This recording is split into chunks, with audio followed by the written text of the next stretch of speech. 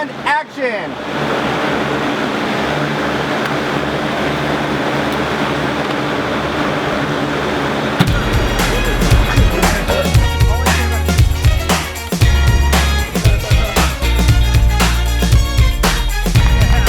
We teamed up with Whistle Sports, Pepsi, and Papa John's for the ultimate collaboration on telling a story we had never seen before. So I pitched to them the whole idea of this amazing football game in the air because I had never personally seen it. For me, it was a dream come true because we got to finally do things we've always wanted to do. I've always wanted to film with a Shotover, and then we were able to bring in Marshall Miller and the rest of their team as well. It was also the first time we ever filmed with the red jumping out of an airplane. Our first time filming with the C-130, so it was a lot of firsts for us, a lot of new experiences, but as far as a filmmaker goes, it was a dream come true because I felt I was constantly being pushed to tell this story.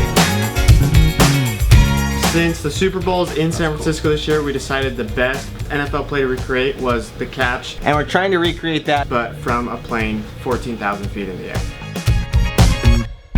This was quite the project, and on each skydive we have about 30 to 50 seconds of free fall time. So we need to get together and make either one or two plays happen within that time frame. You can't catch a football when you're skydiving. So we're going to do the play in reverse. The jumper's gonna have the ball above his head, he's gonna get in position, then he's actually gonna throw it. When we play that back, reverse speed, it's gonna look just like the catch. You can't just throw a football out of plane and expect it to drop like a normal person does because they weigh absolutely nothing. This is Steve Curtis. He had to modify who knows how many footballs. So what'd you fill these with? This one has actually lead shot. These weigh about 7 pounds. When they go to the earth, they don't just bounce lightly. It's completely destroying the football. So that's why we're out here at Skydive Arizona in the middle of nowhere, so no one's getting hurt.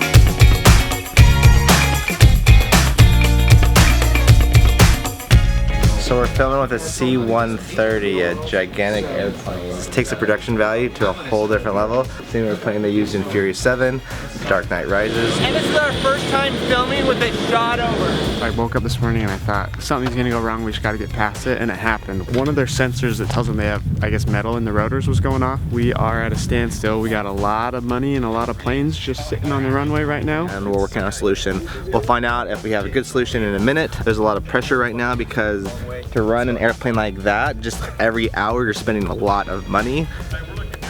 And we're looking good, we just found out. I'm not operating this, I'm leaving that to the professionals. I'm just there saying, yeah, that looks good, that doesn't look good. To actually buy it, just a Shotover itself, it's around $500,000. We're just renting it though. This thing's definitely the biggest plane I've ever jumped out of. You see these two doors just open up. This thing is meant to hold a bunch of Humvees in it, and there was only 7 of us jumping out. This is John Devore. He was our aerial cinematographer. He has worked on so many big movies. What are some movies you worked on? New Point Break, Iron Man 3, Transformers 3, Godzilla. It's my job to get out there and capture these ninjas in the sky playing football. We've always wanted to work with someone that could shoot a red in the air, so John is your go-to guy for all that stuff on a professional level. Everyone's falling. This is David Thorpe. We went to film school back in the day. We were young and naive. So he's in charge of lighting this right now. So tell us, Dave, what's going on as you're working? We are creating the effect that we're in the air. In order to do that, we have to make it look as though we're controlling light, that the hatch is opening. We're bringing daylight into a black airplane. That's the idea. Here I am with the man himself, Joe Montana. Originally my dad exposed me to him because he was the biggest 49ers fan. Going from the NFL to shooting in actual C-130, how was that experience, similar or different? It's a little tight quarters in there. Heat was like Tampa Bay, so there was a lot of similarities. It was fun, we had a good time in there. What was the hardest thing about filming in a C-130 minus the heat? I don't think it was very hard. You guys made it easy. What advice do you have for people out there that are thinking NFL or whatever they love doing as far as kind of inspiring? You don't dream it and believe that you can do it, it'll never happen. So never give up on them until the last breath, and may your dreams come true. So now that we're done with Arizona, we're now gonna fly to San Diego and film the rest of the video. I essentially came up with the concept for this and directed the first couple days as far as the actual shooting. And then the crew, they went to San Diego 2 days later to film the final scene. I had to go to Sundance because I already committed to go to that. That's kind of the beauty of growing and expanding, is finding teammates that you can trust to actually take that same vision that you had, you shared it with them, and then they go with that. Talk about a dream come true. We are on the field in San Diego. We had all these signs that we didn't know were gonna be here. If you see them around the stadium, all the ribbon banners, filmmaking, you just gotta roll with it. So we went to buy tarps and we're gonna cover up hundreds and hundreds of logos. So Dwight showed up and he is beyond excited to be here. That was really cool. That was amazing. That was really cool. I'm gonna loosen that side at all. Dwight Clark, everybody.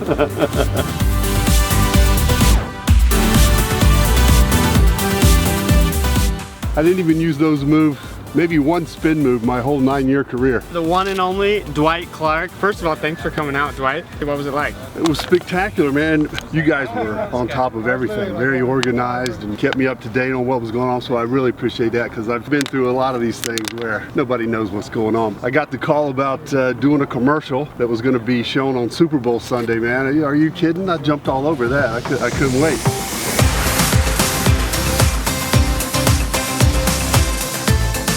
This is Carter Hogan, the producer for the shoot. I shared my vision with Carter and then Carter made everything happen. A lot of times I'll get the credit or Team Supertramp will get the credit, but Carter was a huge role in making this happen. Props to this guy for dreaming bigger than I wanted to. And he scared me at first, got but bigger we and did bigger it. and bigger. And it never stops. And the thing is, the dreams you have, they can happen, they do happen. Once you reach that dream, your dreams just get bigger and bigger, so never stop dreaming.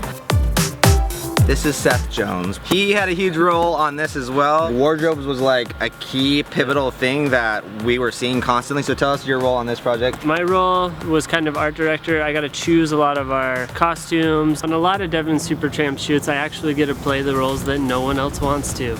Usually I'm just an athlete, which is a lot of fun. Sometimes I'm a teddy bear getting beat up by thugs, and this time I was the janitor. This is the new weapon. Red just upgraded us. Super, super excited. I've been happy with it so far.